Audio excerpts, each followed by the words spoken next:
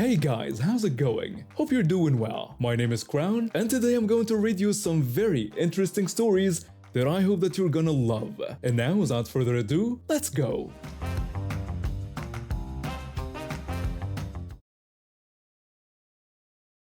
It was a regular afternoon, and I had just finished my weekly grocery run. I picked up the usual stuff: milk, bread, some vegetables, and a few treats for myself after pulling three 12-hour shifts in a row. I was looking forward to getting home, putting my feet up, and maybe watching something mindless on TV before my next shift started. I was driving down Oak Street humming along to some old song on the radio when suddenly, wham! My whole car jolted forward like I'd been hit by a freight train. My grocery bags went flying everywhere. Apples rolled under the seats, and I heard something glass break in the back. For a second, I just sat there in shock. My heart was pounding, and I could feel that shaky feeling you get when something scary happens. I checked myself over quickly. Nothing hurt, which was good. Then I looked in my rearview mirror and saw this woman in a white car right behind me, steam coming from under her hood. I pulled over to the side of the road and got out to check my car. The whole back end was dented pretty badly, and my bumper was hanging at a weird angle. When I was looking at the damage, I heard footsteps stomping toward me. The woman from the car was walking over, and she looked absolutely furious. She was probably in her 40s with that short, layered haircut that always makes me think of someone who demands to speak to managers. Her face was bright red, and she was waving her hands around like she was conducting an orchestra. She started yelling at me, pointing at her car and claiming that I had damaged it. I stared at her, completely confused. I told her that she was the one who had rear-ended me, not the other way around. She got even more angry and started screaming that I shouldn't talk back to her. She insisted that I had stopped too suddenly and that the whole accident was my fault. She had slammed into the back of my car while I was completely stopped at a red light, and somehow this was my fault. I tried to explain to her that I had been stopped at a red light when she hit me from behind, but she wouldn't listen. She kept getting louder and more hysterical, claiming that I had been driving recklessly and caused the accident. She threatened to call the police and tell them exactly what I had done wrong. A few people walking by had stopped to watch the show. I felt my face getting hot with embarrassment and anger. I suggested that we should just exchange insurance information and handle the whole thing. But she exploded at that suggestion. She screamed about how I had destroyed her car and asked how I could expect her to stay calm. She was getting more worked up by the minute. She started digging through her purse, talking about calling the police and making sure I got arrested for reckless driving. I was starting to panic a little bit. What if the police believed her story over mine? What if they thought I really had caused the accident? That's when I remembered my dash cam. Just when she was pulling out her phone, a police car came around the corner and pulled over when the officers saw us standing there with our damaged cars. Two officers got out, a tall man with graying hair and a shorter woman with a very serious expression. The female officer asked what the problem was. Before I could even open my mouth, Karen launched into her story. She told the officer that I was a reckless driver who had caused a huge accident and was refusing to admit it. She claimed that I had been speeding and stopped suddenly right in front of her, and that there was nothing she could do to avoid hitting me. I felt my stomach drop. She sounded so convincing, so upset and innocent. I told the officers that her story wasn't true at all. I explained that she had rear-ended me while I was stopped at the red light, and that I had a dash cam that recorded everything. Both officers perked up when I mentioned the dash cam. The male officer said that the footage should clear things up pretty quickly and asked if they could see it. I saw her face go completely white. All of a sudden, she wasn't yelling anymore. She started stammering about how maybe we didn't need to involve the camera or look at any footage. But it was too late. I was already pulling up the footage on my phone. The video was crystal clear. It showed me stopped at the red light for a full 5 seconds before her car came flying into the frame and slammed into my car.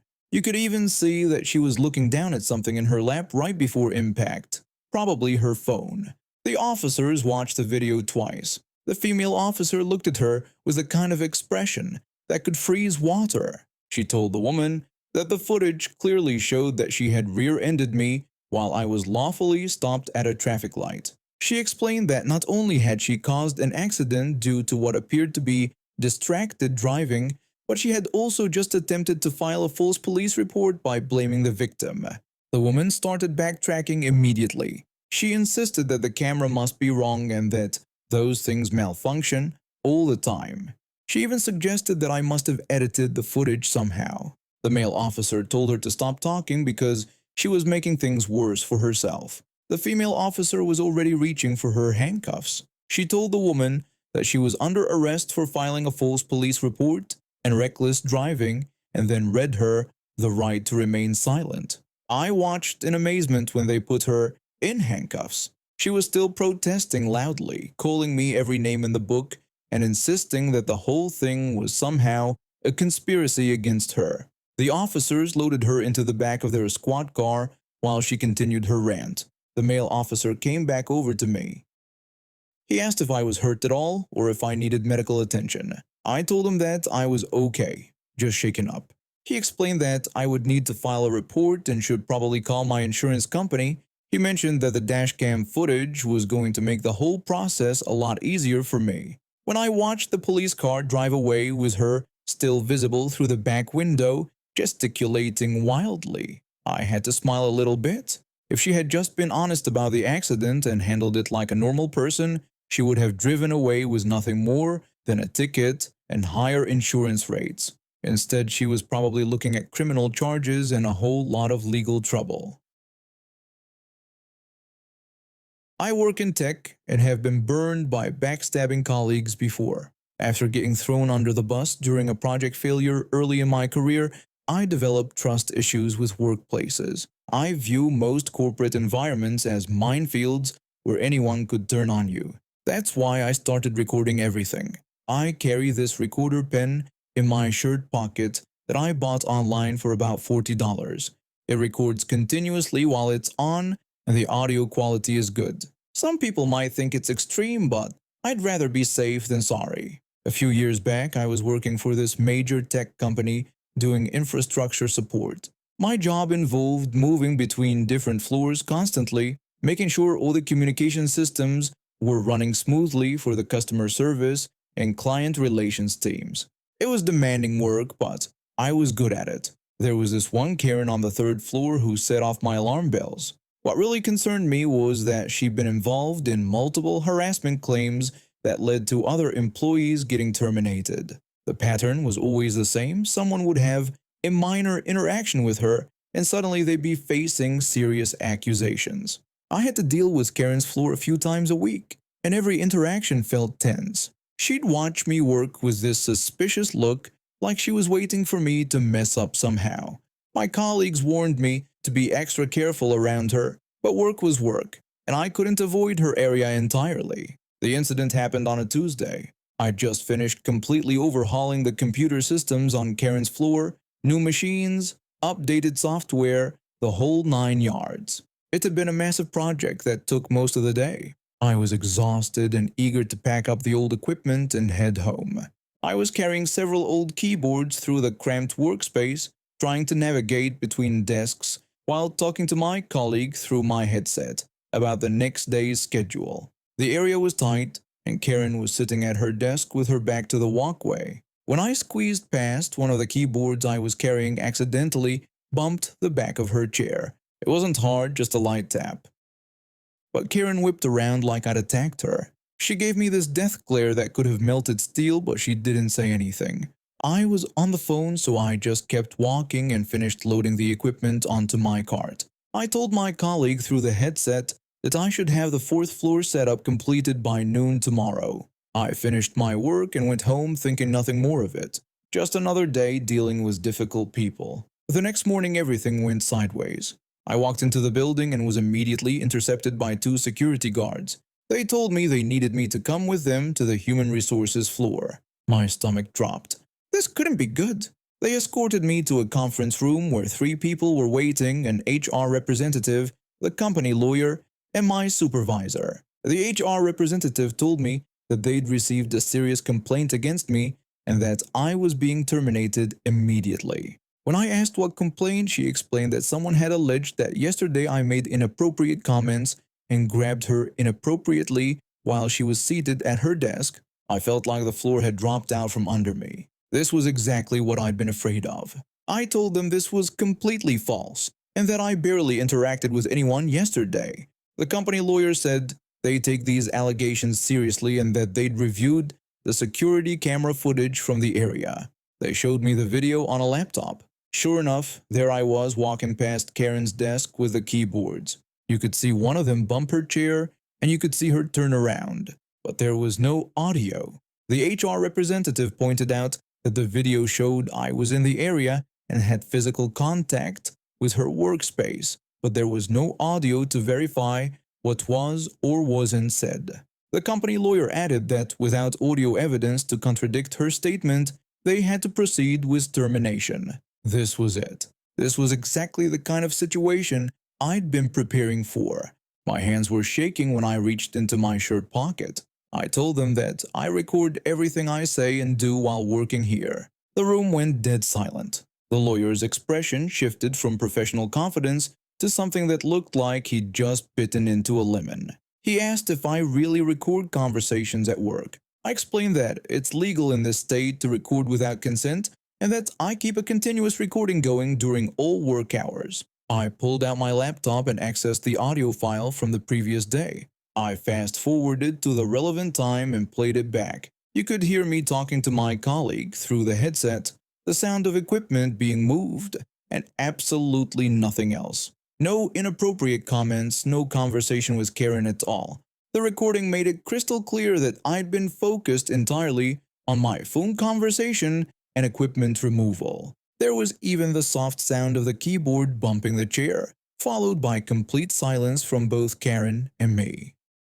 The HR representative looked uncomfortable and admitted that this certainly changed things. The company lawyer appeared frustrated and said they'd need to review this evidence. I told them I wanted to file a complaint against her for making false accusations and that I was prepared to involve my own legal counsel if this company had been enabling this kind of behavior. The atmosphere in the room shifted completely. Suddenly, they were the ones on the defensive. Within 3 days, Karen was terminated. When they terminate someone for cause, the company does a full investigation into that employee's history. What they found was shocking. My supervisor called me about a week later with an update. He told me I wasn't going to believe what happened. When they dug into her employment records, they discovered she'd been embezzling company funds through her expense account. I asked if he was serious, and he said it was a significant amount over several months. They turned it over to law enforcement. A few months later, Karen was sentenced to prison time for the embezzlement. Turns out her harassment claims weren't just about creating a hostile work environment. They were part of a pattern of manipulation and dishonesty that extended to financial crimes. The whole experience validated every paranoid instinct I'd ever had about workplace relationships. I still carry that recorder pen everywhere I go at work. Where I worked, I always showed up on time, worked hard, and actually cared about doing things right. Most of the other employees were either teenagers who treated it like a joke or older folks who'd given up on finding anything better. I fell somewhere in between, young enough to still have ambition but realistic about where I was in life. The store had its usual cast of characters. The store manager was this middle-aged guy who thought he was running some kind of corporate empire instead of a discount retailer. The lead assistant manager was his best friend from way back, so they were basically joined at the hip.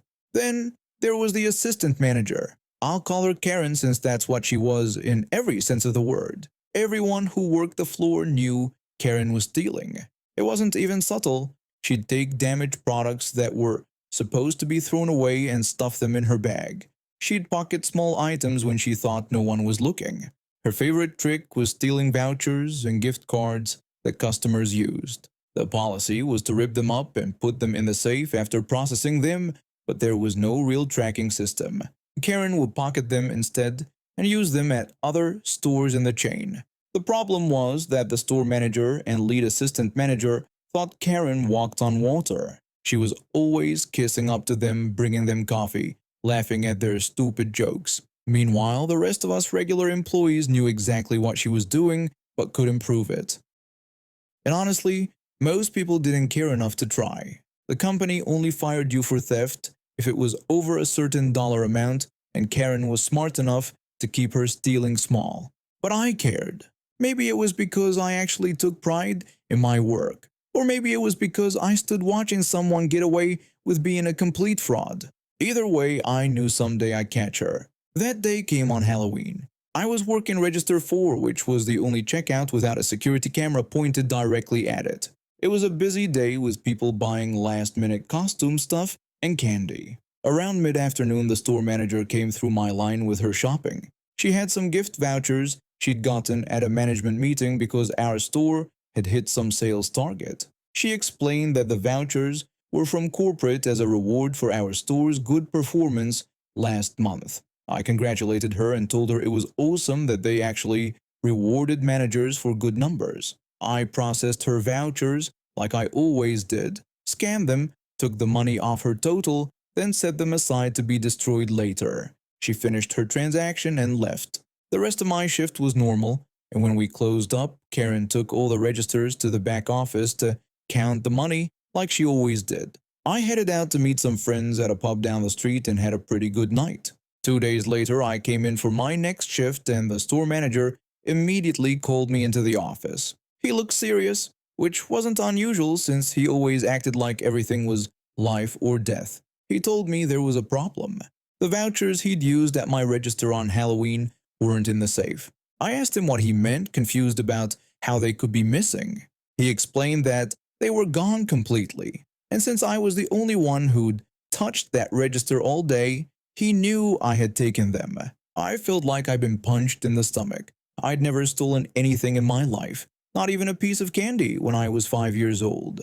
I said that I hadn't taken them, and that I put them aside just like I always did. He told me he'd make it easy for me. Just bring them back and we'd forget this ever happened. No charges, nothing on my record. But he needed them back that day. I told him I couldn't bring back something I didn't have because I hadn't taken his vouchers. He didn't believe me. I could see it in his eyes. He'd already decided I was guilty. I spent the next hour tearing apart the area around Register 4, checking trash cans, looking under equipment, searching everywhere I could think of. Other employees were starting to stare, and I could feel my face burning with embarrassment and anger. That's when Karen showed up for her shift. She walked in like nothing was wrong, all smiles and fake concern. She asked what was going on and why everyone looked so stressed. The store manager explained the situation and Karen immediately offered to help look. She headed straight to Register 4 and within 30 seconds was holding up the missing vouchers. She announced that she'd found them wedged behind the credit card machine. I stared at her, my blood boiling.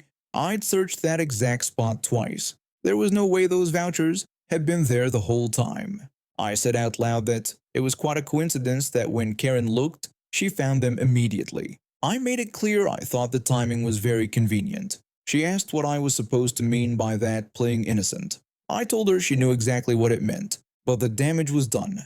The store manager and lead assistant manager were convinced that Karen had caught me red-handed. One of the team leaders tried to back me up, telling them that something didn't add up, but they wouldn't listen.